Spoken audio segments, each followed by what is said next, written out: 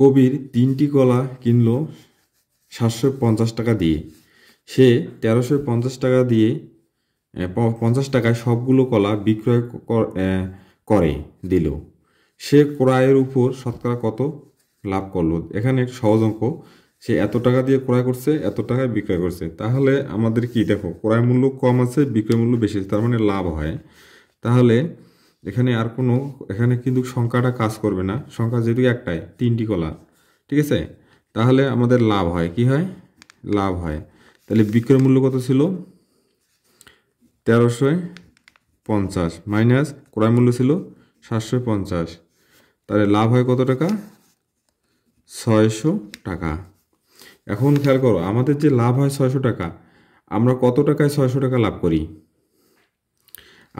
আমাদের ক্রয় মূল্য কত টাকা ছিল? 750। তাহলে আমরা লিখতে পারি এই 750 টাকায় লাভ হয় 600 টাকা।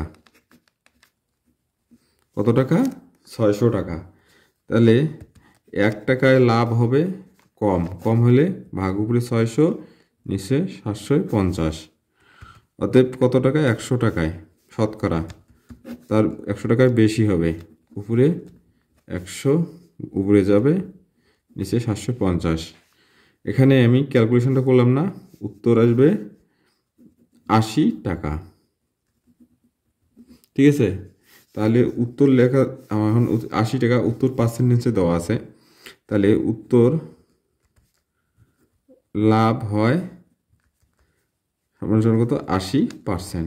উত্তরের সময় আমরা পার্সেন্টেজটা লিখব।